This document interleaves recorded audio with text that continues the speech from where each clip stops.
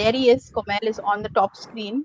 So Komel is also here. And Komel, if you can tell a bit about who we are and why we have two of us today for Dr. Manoj. Yeah, a very good evening to everyone. Before we let you meet Dr. Manoj for his intense discussions on the topic of astronomy, today we thought that let me take also this opportunity as the co-host for this evening and join you as well for, on this topic of astronomy. And Dr. Manoj will be with you in a minute with all his knowledge. And talking about Step Up as an FB page, it's a non-profit uh, group of professionals that are going ahead with putting information lives, helping people in this time of lockdown. So please do continue with watching all of us and supporting us, sharing these streams. So Glancy, back to you. Thanks a lot, Kumail. Okay, so like we said, we're a group of professionals who are just knowledge sharing, and we are also, leading people to, contributing to a good cause. So Dr. Manoj is with us, and I'm going to call him Manoj because he's a very good friend of mine. I'm going to put him onto the screen. So just to give a very little brief about Dr. Manoj, okay? So there he is. Now he is, of course, a gentleman who is studied. His background is, a doctorate, a PhD from the Tata Institute of Fundamental Research, and he has got his doctorate from there in an astrophysics. And he is currently he is a faculty with the Inter-University Center for Astronomy and Astrophysics in Pune, and he is an IIT pass out. And among other things, what he does, which some of the words which are really difficult for us to understand or even comprehend, what he mentioned was that he is into high energy astronomy, radio astronomy, and he also does a lot of work in preparing the curriculum for students at the level of PhD, MBA, postgraduate. So he also develops a lot of educational content for various platforms, digital video, films, and graphics. And today he's going to spend some time with us, and we request you to optimize as much as you can. Throw in your questions, and just try to take as much as we can from this gentleman who is here today with us. So over to Dr. Manoj. Manoj, just tell us a bit about yourself that you want to share. Thank you. Good evening, everyone. I hope all of you can hear me. And I must first thank Glancy and Step Up for giving me this opportunity to reach out to everyone. It doesn't happen very often that people like us can reach out to the whole cross-section of the society, So I just hope that, we both make proper use of this occasion. I'll just take 1 or 2 minutes to introduce myself. That in the latter half of my presentation today, we will discuss what the career path can be like of an astronomer, a professional astronomer. And my path kind of followed the same route. So basically, I did my schooling from Delhi, and then I did my BSc from Delhi University. Then I did my master's from IIT Delhi, master's in physics. Then I did my PhD in Tata Institute of Fundamental Research. Then did a couple of postdocs. Till then it was very linear. Then I kind of jumped ship and I went into corporate sector of educational content development. Then I came back to academics and became a teacher, undergraduate level, postgraduate level. Okay, did a lot of things. And right now I'm the academic coordinator at Inter-University Center for Astronomy Astrophysics, that is known as IUCA, IUCAA. It is known as IUCA in the community. It's located in Pune. It's inside the Pune University campus, Savitribai Phule University campus. And we are located there. Although presently I am locked down with my family in Mumbai, okay, for last couple of months. So that is in short what I am. And let's get on with the subject matter today. Okay. Yeah, Glancy, can you please continue the slide? Moving to the subject. Yes, moving to the subject matter. We are just going to share some screens that we have, a presentation layout by Dr. Manoj. So I'm just going to share the screen. I hope you all can view it. Yeah. So, I mean, career in astronomy, astrophysics is basically an academic career. Now, first, I want to talk about little bit of the idea or the conception or misconception that people may or may not have about a person in the academics. So one of the very common perception in popular media or popular art is that, an academic person is a kind of a lone ranger. One scientist who works alone in a lab somewhere hidden and discovers something and all. So the question is an academic researcher a lone ranger? Okay, now the next slide. The answer is actually a vehement no. You see, even if you take this picture that I showed you of one lone tree in that whole ground, any biologist will tell you that the tree is not actually isolated from the environment. It is very much a part of a whole group of ecology that is out there, a whole ecosystem out there. Similarly, a scientist or an academic researcher is actually a part of a whole ecosystem out there. He or she is never alone, never works alone, actually. There's a huge amount of systemic work that is going on. Now, let's understand. Can you go to the next slide? First and foremost, whenever we have people, in a society working, then the first thing that we know from childhood is that, we have competition between people. And competition definitely exists. We cannot get rid of it. We are competing with each other. We believe that we have created a system where resources are limited and number of people vying for it is more. So we have to compete with each other to get what we want. And there are occasions when it can lead to, a bit more violent competition. Yeah, next slide. So I'll just give one example, which you may have heard in the history of science, that Boltzmann was a thermodynamic specialist. He gave the idea of entropy, and poor guy in the end committed suicide because of the feedback that he got from his peer group. And that is all due to competition, obviously.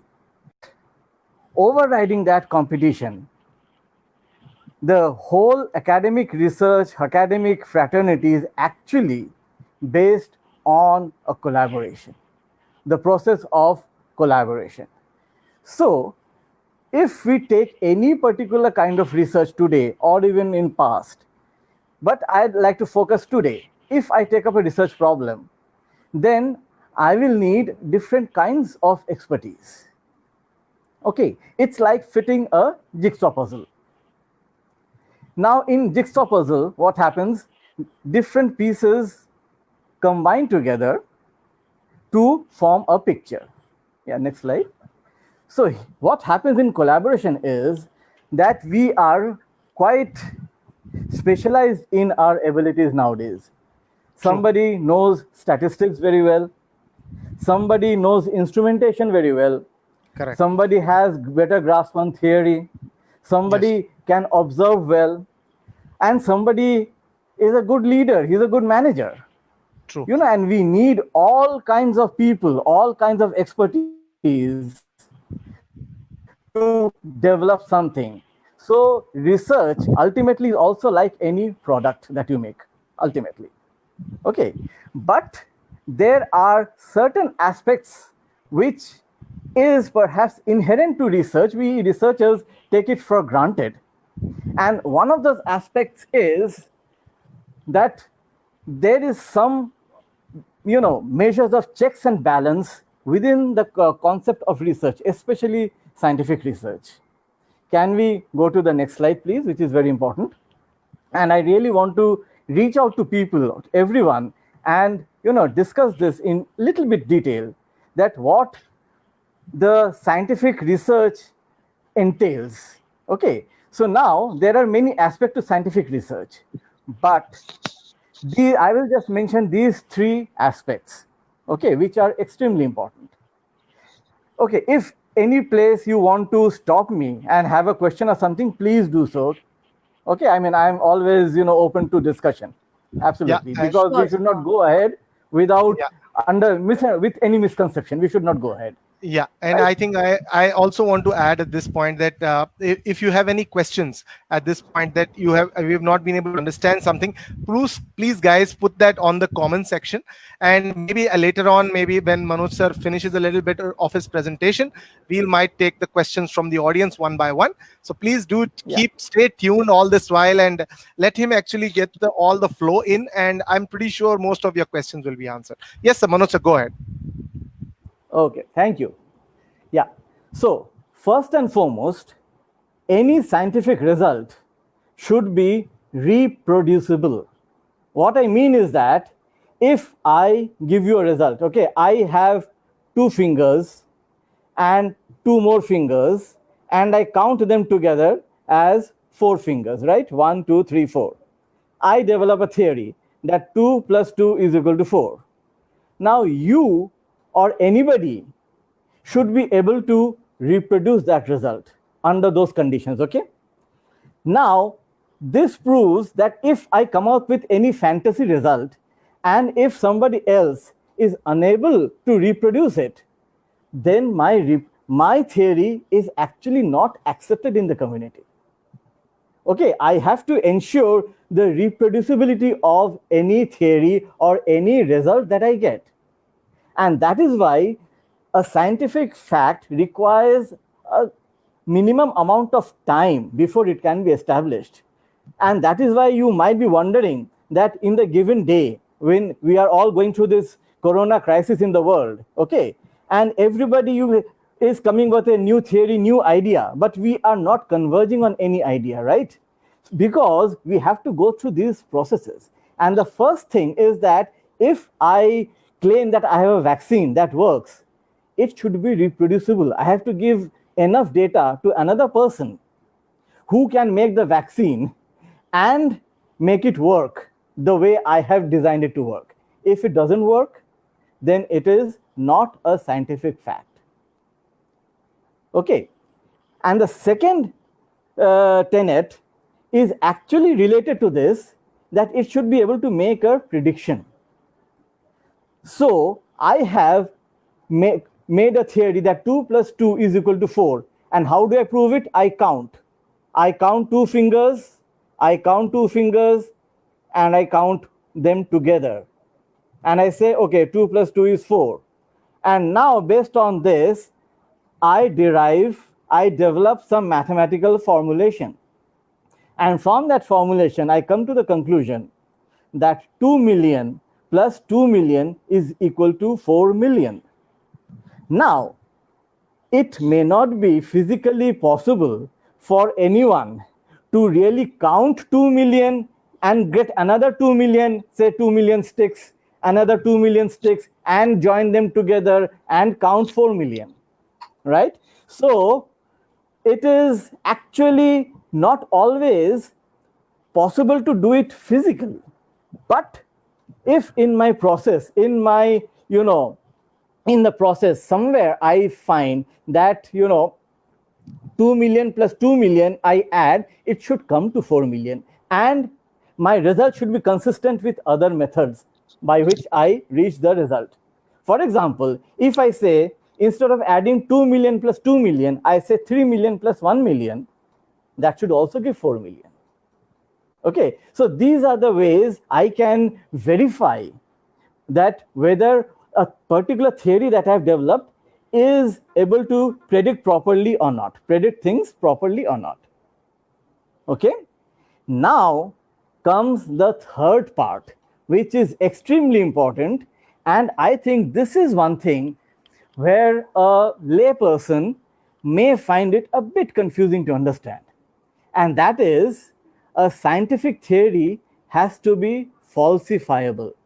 What I mean out here is that a scientific theory, when it makes a prediction, it should also make a prediction which will ensure that this theory is false.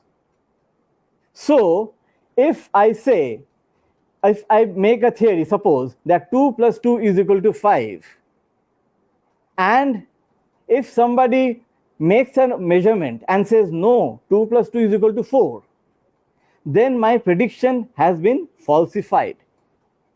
And that ensures that my scientific theory is actually not correct, and I have to modify my theory so that I get to the correct answer which has been observed. Now, here again, just one falsification result may not be enough. If my theory has been verified by others and one person falsifies it, then of course it becomes a matter of debate. Then it requires more observations and more experiments. And this is exactly how science progresses. Scientific knowledge progresses and establishes itself. So when Newton gave his theory of gravitation or gave his laws of mechanics, okay, people first didn't believe it. Nobody believes a scientific theory just like that. Nobody believed Einstein also. Nobody believed that no scientist, great scientist is believed just like that. Yeah, correct. Right. So you have to verify it and keep on verifying it. And then comes a stage where maybe somebody falsifies it. You get an observation that falsifies it, right? True. And so, absolutely. So Einstein's theory, of relativity has some hypothesis. For example, his hypothesis that speed of light is constant in any frame that we measure, and nothing can move faster than the speed of light. Correct. Okay, so that makes the theory falsifiable. So if someday somebody makes an observation that something moves faster than light, then we'll say that the theory of relativity is not entirely right. We have to change it. But so far, since Einstein gave his theory, all the measurements that have been done are actually verifying his theory. Same goes true for all the predictions of quantum mechanics. People have been trying a lot to, falsify these theories. But we have failed to falsify them. These theories, no matter how anti-common sense they may appear to us, because when you read about Einstein's theory of quantum mechanics, they are not according to the common sense, the common perceptions that we have about the world. Right. But they have not been falsified, so we have to accept them as true until somebody can make a measurement. Correct. True. Absolutely. Right. And Manoj sir, I think this is actually the base of all research. And I think sometimes some of our audience may not be able to, absorb it right now, but just they have to understand that this goes behind the complete logic of astrophysics as well as astronomy. And it's very interesting to hear all this from you, Manoj sir. Also, while I'm just going around, I have one question for you actually. Do you really recommend, astronomy and astrophysics as a career in India? Because I am very curious understanding all this from you. So I had just one question popped up on my mind. Sorry to be interruptive in between, but what is your opinion? Kumel, can I answer this question at the end? Yeah, that will be fine. Glancy, can you put up the slides? This is a very, very important question, frankly speaking. It's a very pertinent question, very important question, and we have to address this question no matter what. But to answer this question, I have to say things which I think I'll be again saying in my, in the coming slides. So let's go through the whole thing, and then we can come back to this question again. But I promise I'll come back to this question. Cool, done. Okay. Thank you. So I'm moving to the slides, and this slide is a bit technical, so I'll just go fast, a little bit fast with it. Okay. So what happens is that how does, I'll just go, this is along the what is a scientific process. This is meant for audience all over who are perhaps not aware of this process. Even I was not aware of this process when I was doing my master's. I came to know about this process when I was doing my PhD.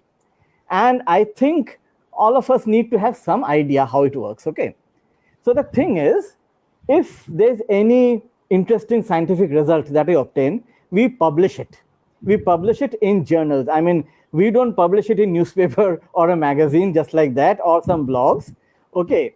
For scientific viability, we have to publish it in some scientific journal, because in that journal, they have a particular process of publishing scientific results. Okay. And the prestige of the journal depends on how rigorous that process is. And that process is that it has to go through referees review. Anonymous people are given your scientific paper and they scrutinize it. Okay, they scrutinize your result and they are sent to experts who are perhaps better than you. I mean, people who are very senior, who have spent decades in the field, much better than you, and they will scrutinize the method that you have done, the statistics that you have used. Is your paper logically consistent, and whatever that can be inferred from the paper, okay, where things can go wrong. Okay. True. And so it goes through a whole review process, which can be very rigorous. For people, we go through our papers. All of us professional scientists have had our papers rejected, no matter how big or small we are. And it's a very, very strenuous process. That is why scientific research can be very strenuous, because you spend, months and years on a work and then somebody tells you it is wrong. And it has happened for all of us. But, that is the process of science. You can't help it. True. So, yeah. And I can say that, in my PhD life, all the work that I did, 80% of actually has gone down the drain. It is only 20% or 15% which got some result. So that is a kind of rigor that is required in this kind of work. And it goes to the referee process, review process. Even after that, the review process doesn't end there. Your paper is published, and then also, if it is found that there was some hocus pocus done by somebody, then the paper has to be retracted. And it has happened in last 15, 20 years. Quite a few papers in very, very, famous journals like Nature and Science, they have been retracted, because it was found that people didn't follow the rigorous process of data and all, and maybe there was some manipulation somewhere because you wanted a particular result. Okay, so these things happen. I mean, we are all human beings, we live in a very competitive world. So then this brings me to a question. Yes, I have a question to ask, as you said. So it's good to know that in the world of science, at least you can't do this hocus pocus like you said. But how does it compare to international standards? Is it as per international standards in India? How was your experience? Oh. Well, the thing is, you see, the journals, again, it's a bit long question. Okay, so I'll try to make the answer short out here. Okay, the established journals which are rigorous, they are actually international journals. Okay, so when we publish a paper, depending on how interesting or important the result is, we decide which journal we are sending it to. And that decides what is the level of rigor. So it might happen, I write an article which is not saying very much new thing. Okay, it is maybe saying something very small, something very adding a small amount of knowledge to the already existing data. Then I might send it to not a very impactful journal. If my result is really impactful, very good data, very good result, then I'll send it to an international journal. Okay. So what happens is that journals which are of international repute, they are very, very rigorous. But still, things happen. As I said, Nature and Science, they also have retracted paper.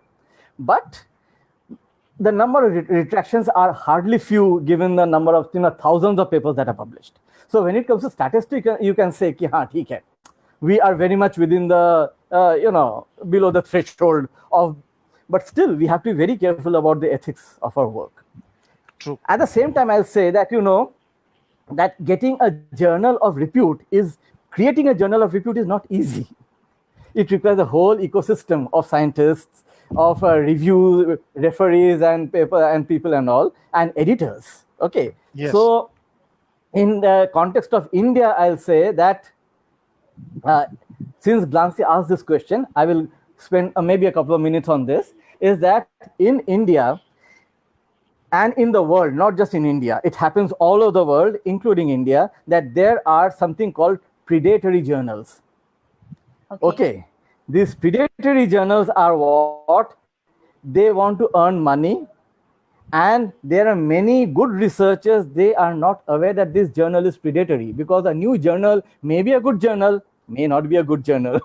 Okay, so now what happens is that 12 years back, there has been an influx of predatory journals in the world, including India, where people ask for money.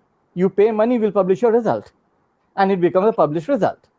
And then what happens is that over last 10, 12 years, there are, the way you have NGOs working in the world, you have people working in the scientific world also who keep a list of these predatory journals and keep updating them, and you can go through the list when you're publishing a result that, okay, this journal, is this a good journal or not a bad journal?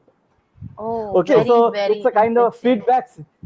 Yeah, it's a kind of feedback system in the whole scientific community. It's a very, very open community, I tell you. In a sense, scientific community is very close community, because, because of the jargons, the rest of the world is kind of isolated, because we kind of create a barrier of jargons.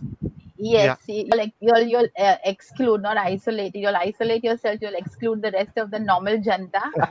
And I have a question on the screen. Yes. I have a question from a young lady, Swarangi Saraf, and it's related to what we just spoke. How much does academic background and university matters while publishing your paper? Well, in an ideal world, it should not matter. Okay, but since we do not live in an ideal world, just as you say, race should not matter, right? Caste should not matter. So similarly, the background should not matter in the ideal world, but in the practical world, it may matter. So what happens is that it may be a bit difficult to get your paper published if you are from a completely unknown university, say. I mean, a university may be known in a particular field, but it may not be known in another particular field. I might be very good astronomer going to a new university, which is not having any astronomy faculty before, which didn't have any astronomy faculty before. It was known for something else. Okay, so in the astronomy community, nobody had heard the name of that particular university. So in that case, it might happen that I have to convince and establish and say things that okay, what I'm doing is right. But I tell you, overall, in the international journals especially, it is everybody is able to publish results as long as you are consistent and you are able to prove that you are right. Yeah. Okay, it's a good you have point. to go through the rigor. You have to go through the rigor. Maybe you have to go through the process of referring more rigorously. True. Okay. If you have a big name in your author list, yeah. You see, if you have a big name in your author list, yeah, exactly. If you have a big name in your author list, that author, that person will ensure that you go through the rigor. True. If you don't have that any name, then the referee will make sure that you go through that rigor. Correct. Okay, and frankly speaking, I tell you, if you go through the next slide, I have just go through the next slide. Yeah, That despite all the rigor of all the review process that we have gone through, we still believe in peer review, because I can vouch at least for all my colleagues and all whom I have interacted, have friendly relationships, that we all have learned from our referees. They have been our anonymous teachers. So we should take every such occasion of referee reviewing a paper, even if it sounds insulting at times, and there are times you feel very angry and frustrated, and maybe there are times I have had to retract my paper. The referee said you're wrong and I couldn't justify that I'm right. So what I had to do, I lose 1 year of work. And then I come back and say, "Ki boss, theek hai, next time we'll do a better work." This result doesn't hold. So yeah, it happens. Okay. You have a lot of slides to share with us. So just for the Yeah. people who are with Now we us can go right ahead. now, I'll take a minute. We are 30 minutes into our session with Dr. Manojendu Choudhury, who is very well versed in the 20 years or more in the field of astronomy, astrophysics, and education in that allied areas. And we are chatting with him. And as of now, we have over 40 people live right now with us, and they have a lot of questions that are coming in. And maybe, sir, Wow. we would definitely need to have a second session with you, because I don't think we'll be able to cover much in today's session. Yeah. So what we'll do is we'll go ahead with a couple of your slides, and we'll throw in a couple of questions which are, pertaining to your slides, and take it forward. So I'm going to the next slide Sure. then. Just give me a moment. Yes, please continue. Yeah. So now the next, before we get into the research, again, I want to, dispel some misconception that may exist in the, layman community about what kind of people are scientists or astronomers, So I'll just say that, all kinds of people. We are kind of as scientists don't wear a white coat all the time, white lab coat all the time. In fact, I've never worn a white lab coat in my life.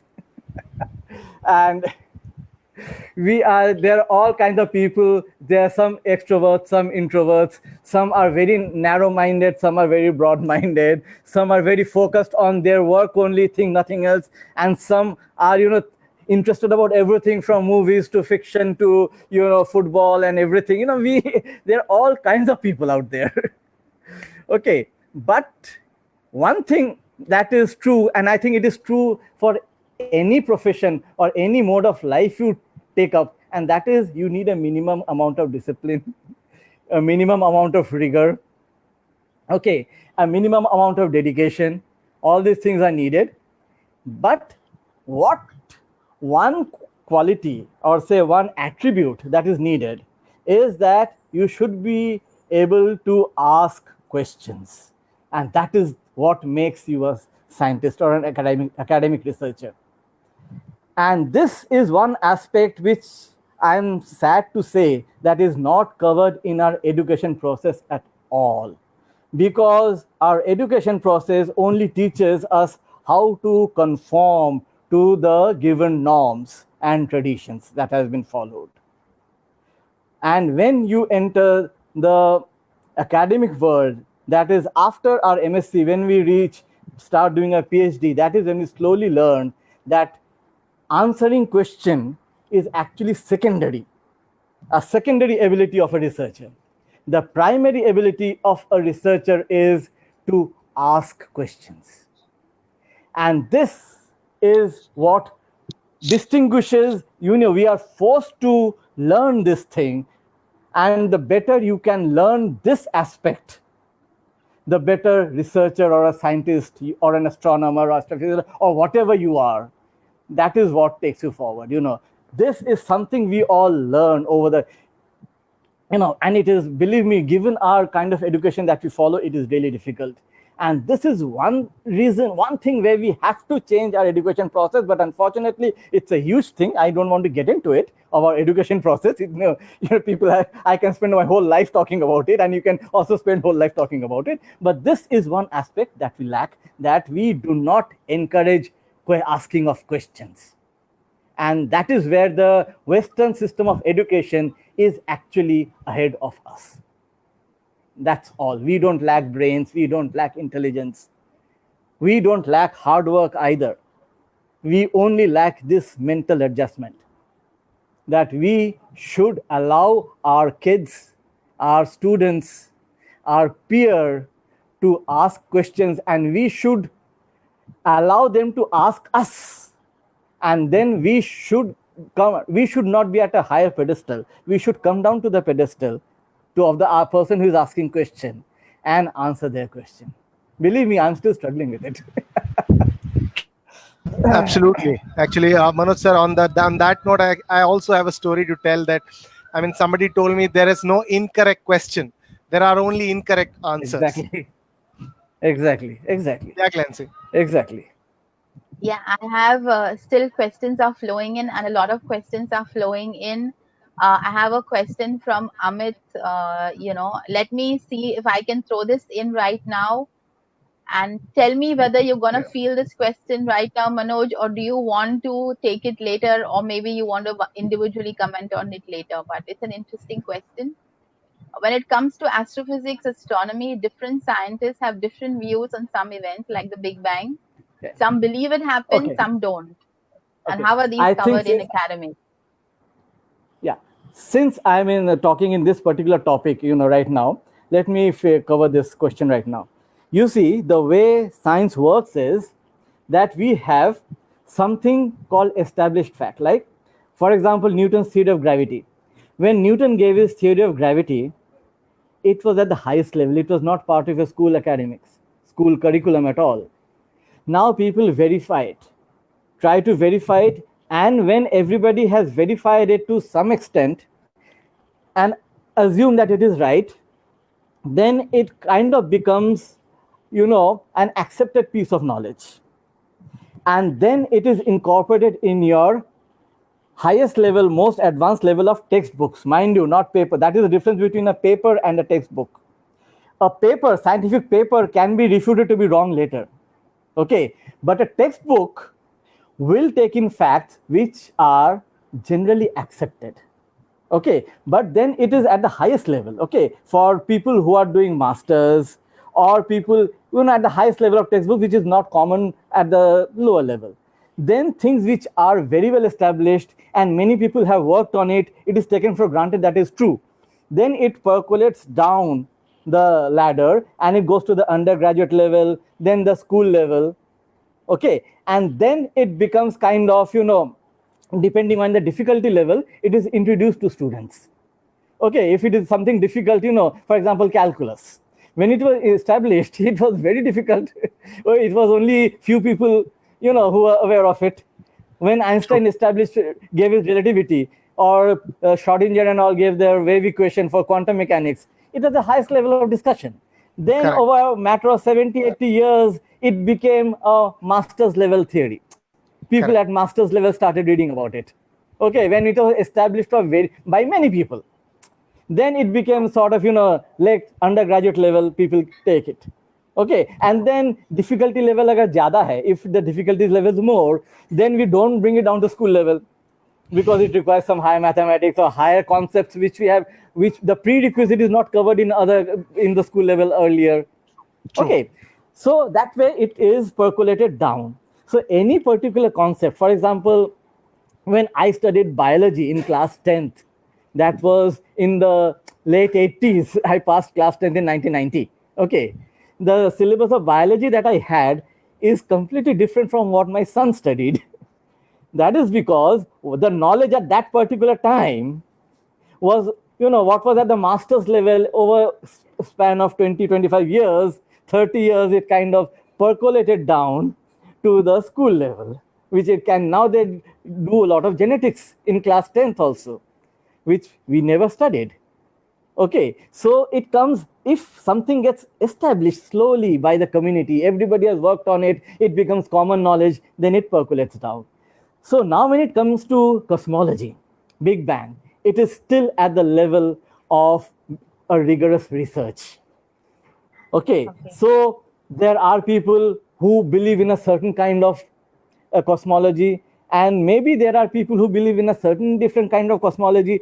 Although now, from the observations that we have last 10, 15 years, we are kind of converging to a kind of idea. Okay, similarly, the concept of black holes. Okay, it has taken a lot of years. Now we are sort of converging to a certain idea. People have kind of, raised objections, and people then resolve those objections. And this continues for 20, 30, 40, 50 years, depending on the difficulty of the subject or how many people are interested in the particular topic. Correct. And whether it is really useful or not, I might have a very esoteric theory which doesn't really serve much purpose. Yeah. So depending on how many people are, motivated to work on that problem, and then it comes down to a particular level that everybody is happy. When different people work on it, they establish it from different points of view. There are different perspectives created. Okay, different people write different textbooks. The same topic can be written by 10 different people with 10 different ways. So when Correct. that happens and everybody is established, then at the master's level, people say, okay, let's teach the undergrads this. This is an established piece of knowledge. But True. mind you, Newton's law is applicable in certain regime. It has been proved to be not entirely correct, but still we deal with it because under certain approximation, it still works. When it comes to our satellites, they work, most of them. Yeah. But at the same time, when it comes to GPS, you have to incorporate general theory of relativity. Without Einstein, the GPS will not work. The True. Oh, True. wow. So it's like, our if accurate that is- location is because of Einstein. True. I'm sure Glancy is also feeling the heat of all the technical jargons coming on her way. And I'm like, I've gone through the calculus pain and I know what it takes to go but through you see, I the haven't quantum gone through mechanics. calculus. So I haven't So, gone I through mean, calculus. I'm I, grateful. and And Manoj sir, continue, continue. But I just wanted to say one more thing. I mean, I was just looking at the yes, people's interest in this topic. I must tell you, this yes, has been the most engaging and the most, number of people live watching us. And your views, I mean, and people are very much interested to know what you want to say and what you want to answer. So we'll try to extend it as much as possible so that, I mean, or maybe yeah. also have a second session soon because people are very much interested. We have questions flowing all this while, and we already have a lot of slides from you left. So, Glancy, can we take some Yeah. slides and then take some questions from sir? Yes, yes. I have a Yes. lot of very interesting questions which I definitely want to take, because it's like an opportunity that we don't want to lose. So I'll move on to the next slide. Okay. And again, this is very interesting. We hope to cover this in today. Okay. Yeah. Now is the So slide I is up. think this particular topic we can cover today. After that, we can take a call whether we finish Yes, today or not. Okay. Okay. Yeah. yes. So what I was telling you so far is actually given you in this particular example. So now let's ask the question. I don't think any of us are wearing a gray shirt, but imagine somebody is wearing a gray colored shirt. Okay. And somebody asks this question, what is this color gray? A child can ask. Okay. Now a child can ask, an adult person can ask. Now, how do we answer this question? Okay, this depends on the level of depth of understanding that we can go to.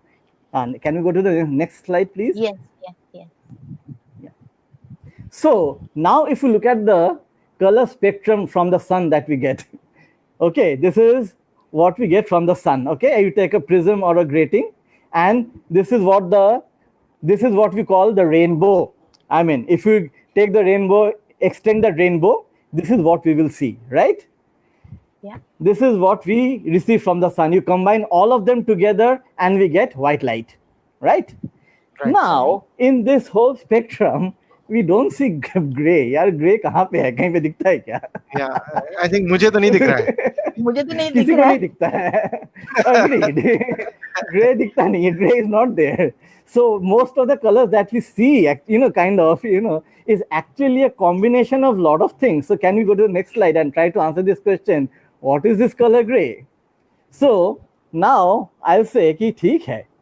Gray doesn't come from the sun, but to a school student, a primary school student, I'll say कि boss, there are certain pigments which are gray in color. So कोई color paint होता है, paint हम कर देते हैं, paint का color gray है. So that is what is color gray, right? Now, if you want to go into a next more depth, yeah, next slide, please. Okay, so now what happens is that we will say, ki, how do we get the color? Now, the way we get the color, this is for a class 12 level student, is that, we have light coming from the sun. It hits a particular surface and certain colors are reflected, scattered or reflected back to us. Scattered is a more technical term. Okay, reflection is a term we understand well, right?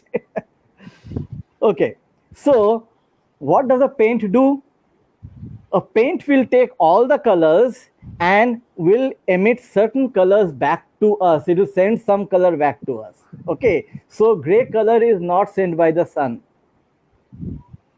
Okay, what we see is actually the material, the atom or the chemical property of that particular material of the paint. Okay, that reflects back. In BSc, we will go to more detailed understanding what is the molecular structure of the pigment. वो material जो है उसका molecules कैसे हैं? Why does it reflect gray color to me? Right? In that case, उसका molecular structure जो है, electron का structure क्या है, and all those things that I have to understand. Okay, when the light hits the molecule, what happens? What is the interaction, and what light comes back to me? So that I will try to understand at the BSc level, right? Then I go to the more further level. Okay, so I go to the MSc level, and then, okay, again, I will try to understand in more depth what is happening out there. What is the origin of light? Okay, this here now, my argument will become very, very technical. So, but can you go to the next slide? And here I will say what happens is that when I am dealing with a physics student or a biology student, then my explanation will differ. For example, in biology, when I define colors, I define 3 primary colors. In physics, also I define 3 primary colors, but they are not the same. The funny thing is, in biology, when we are talking about paints, take a painter, according to the painter, the 3 primary colors are red, yellow, and blue. And we get all the colors by mixing these 3 colors. Correct. But if you talk to a physicist who will say about light, he will say the primary colors are red, green, and blue. Okay, when it comes to paint, we can mix red and yellow and get green. Okay, but when it comes to light, we mix red and green and we get yellow. So now the thing is that I have some funny comments also I'm putting out here because थोड़ा difficult जा रहा है और लोग भी बोले sir थोड़ा difficult जा रहा है, but he is my elder brother, तो वो तो मेरे टांग खींचेंगे ही. Okay. And the truth is that everybody sees colors differently. Exactly. But okay. But one thing, everybody sees color differently, but how do I scientifically say कि one color is red? Suppose I point to one color and say कि this is red. And I tell you this color is red. You look at a different object and say, and this is red, and I agree कि हाँ, this is also red. Correct. So this is how we kind of come to a scientific conclusion that we are seeing the same thing. Correct. Okay.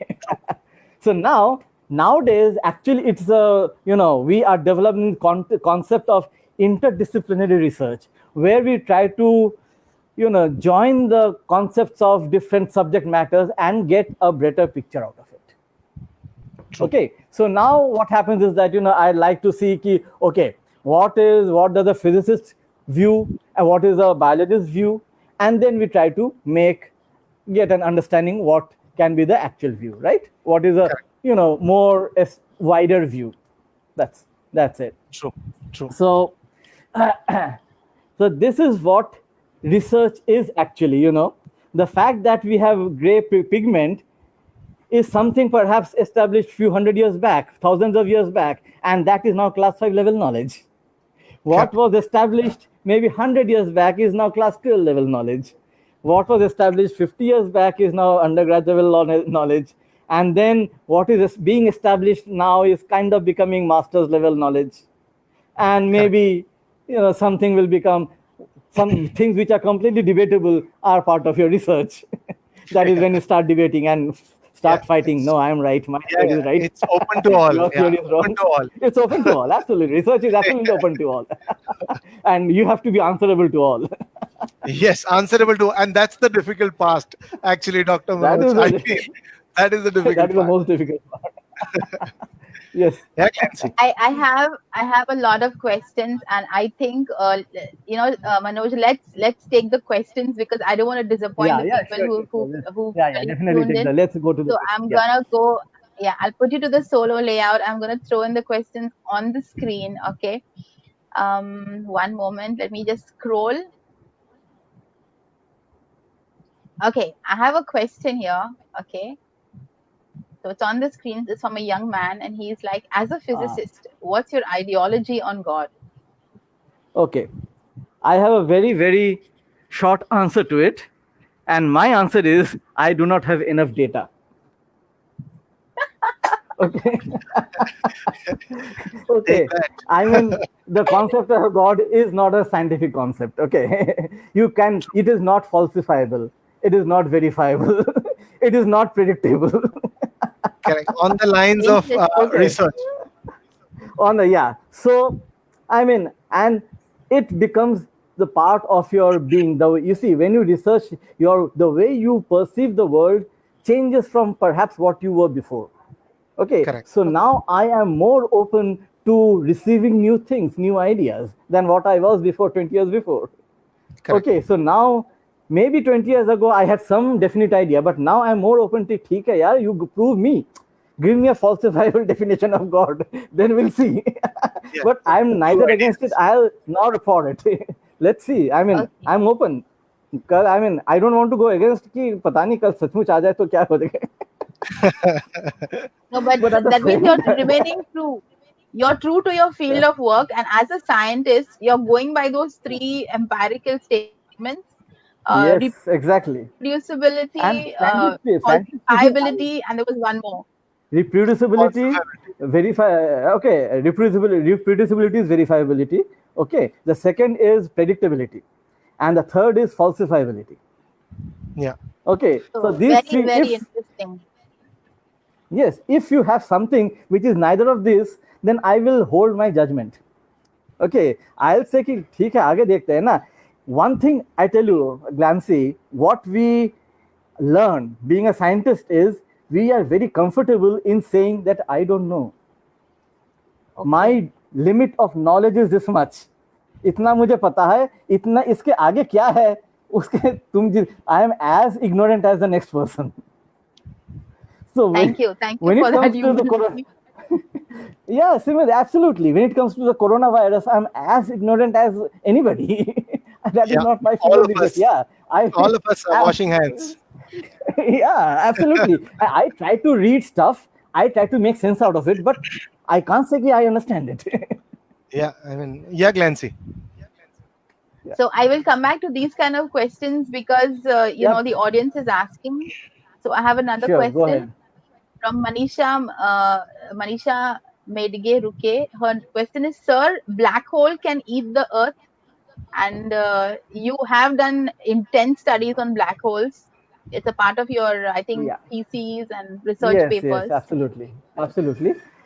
If a black hole replaces our sun, even then it will take quite some time. Okay, but now you see, I'll tell you. The nearest star to our sun is Proxima Centauri. It is about 4.2 light years away. Okay, so even light will take 4.2 years. And recently, there was this planet discovered on Proxima Centauri, and so NASA did some calculation that if we want to reach that particular planet with our given technology, it will take 73,000 years. Okay, now that is the nearest star. The typical black holes that we have nearest to us is few thousands of light years away.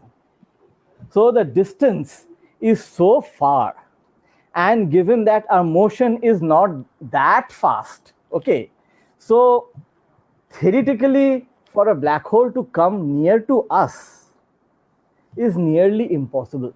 It may be 1 in 10 raised to 30 years or something like that. I have to do a calculation. I should not give any numbers, I'm sorry. I should not behave, okay, but it is something very, very large. The probability is very small. Yeah. Okay, Yeah. so because the Karuna is space closer. is immense, space is immense, and the whole of space is actually empty. Interesting. Okay, I'm so for moving on any to the black next hole to come near question. us, yeah, it's बहुत दूर है. very small. बहुत दूर सपनों है. जैसे दूर है, बहुत Don't दूर है. worry about it.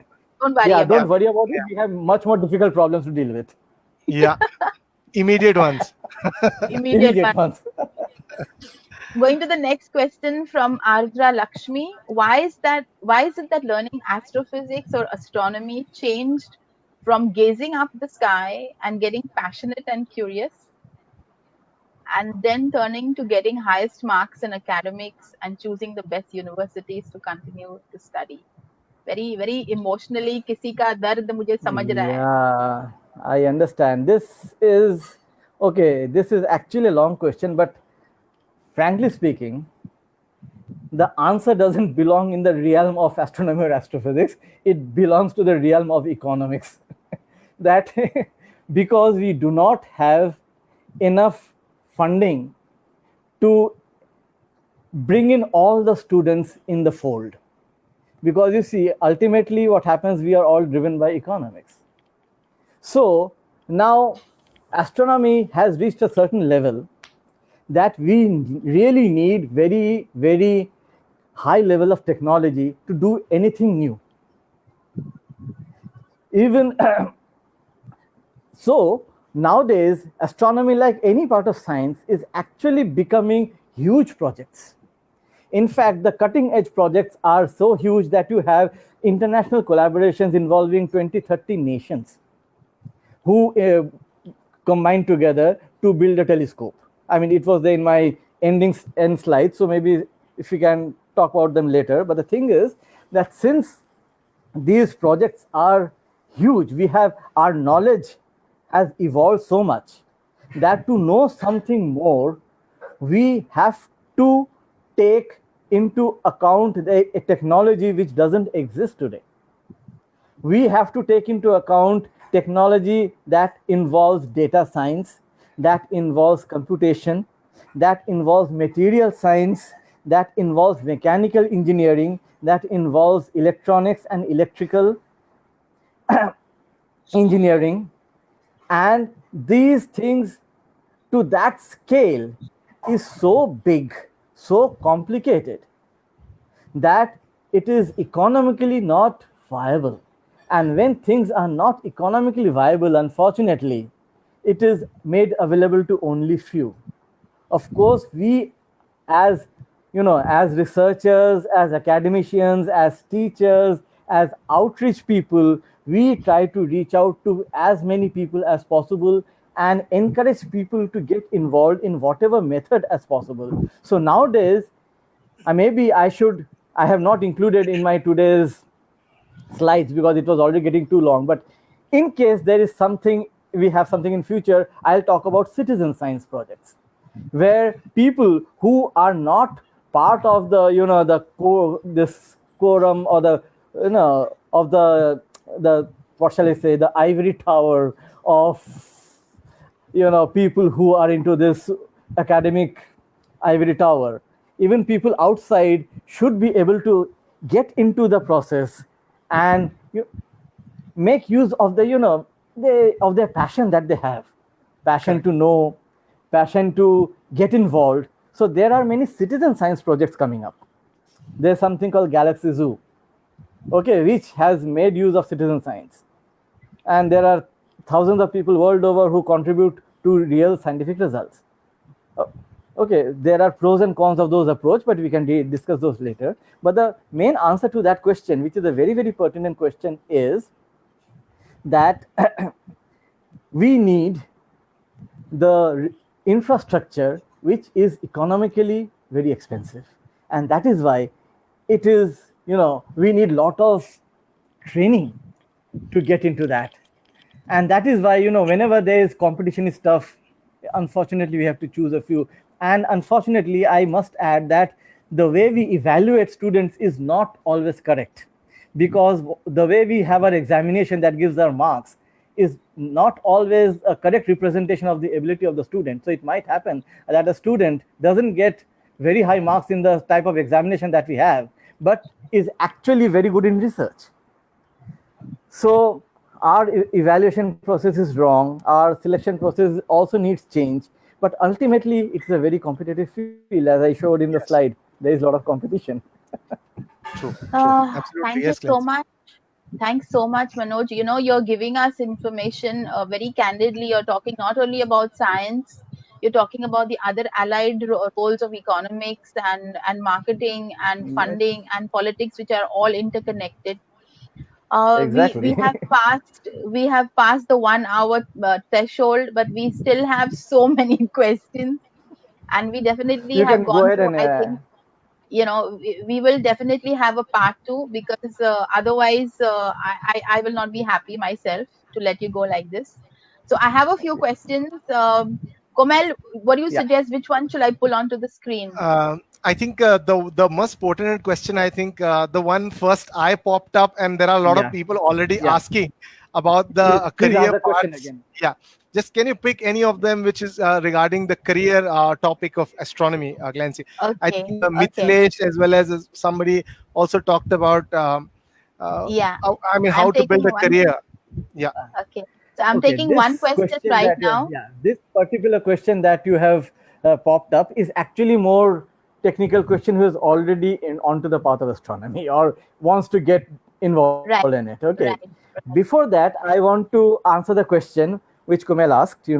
That Yeah, how pertinent is the choosing a path in astronomy astrophysics. Now, let me tell you, it is it is not an easy path. It is difficult. Okay. And frankly speaking, it is difficult from both, from the student's point of view as well as from the researcher point of view, from the faculty point of view, because we also need students who cross a minimum threshold. Okay. correct. So now the thing is, the problem is both ways. People who are really interested, maybe the kind of barriers that we put in of examination, interviews and all, maybe they don't, there are some who are capable of doing research well, maybe don't cross those barriers. Okay. At the same time, we want students, but we want a minimum threshold of students. I mean, everybody of each of us wants that, ki, yeah, isko mujhe ABCD nahi sikhana pade. Okay, we also want that. So now we have to find a way of making those barriers, you know less difficult, so that we get in more people in, and that people are actually taking a lot of effort. Okay, and that is one of the efforts that we want to introduce. Say, in comes to astronomy astrophysics, we are trying to introduce astronomy astrophysics to all branches of undergraduate and postgraduate studies. It will take some time, but we want to get into that curriculum development and introduce in the curriculum.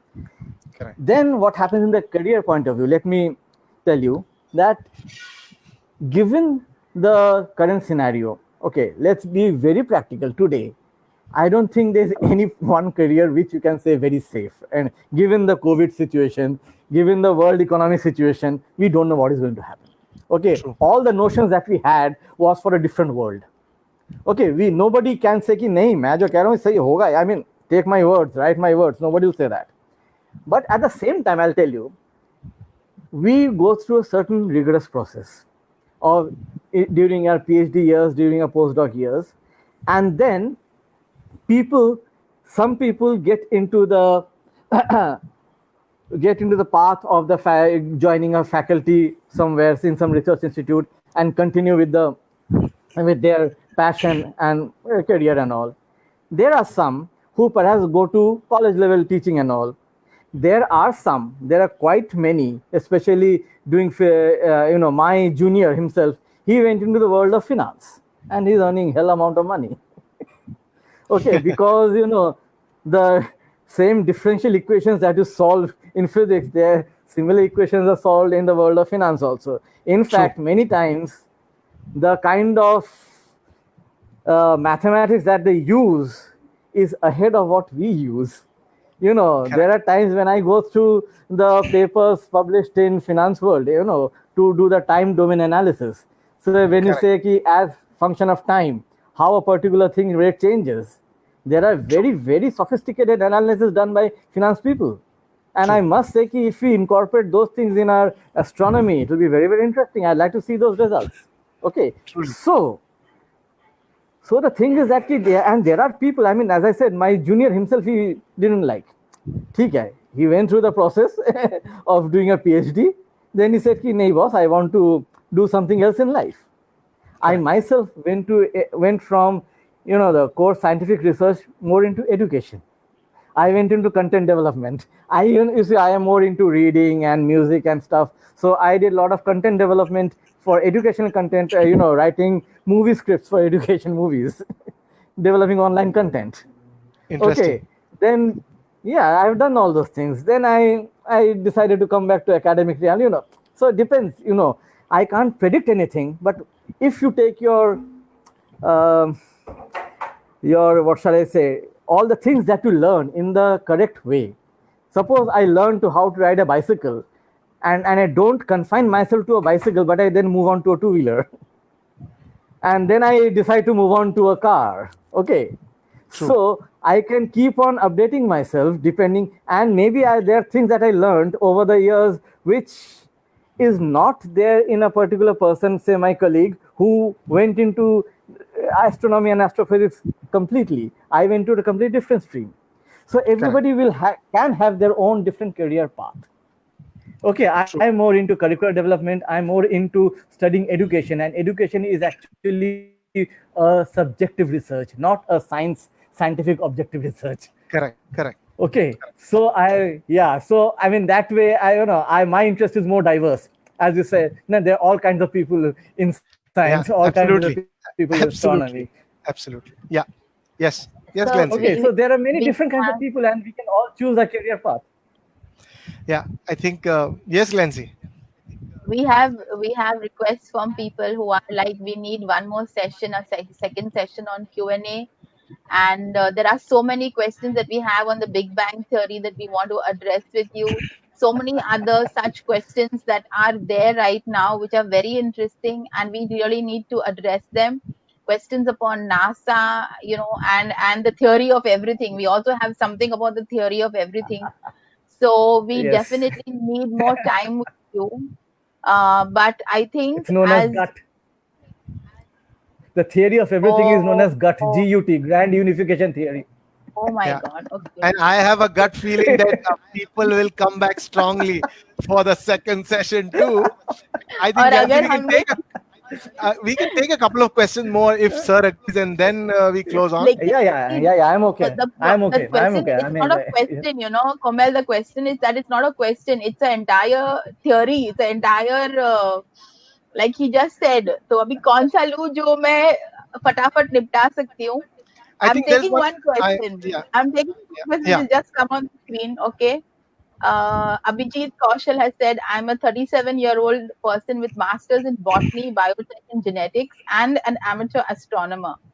Probably more junior than amateur, a humble guy, and currently working in clinical research. However, I wanted to know how at this juncture do I do something to kickstart a career in astronomy stroke astrophysics.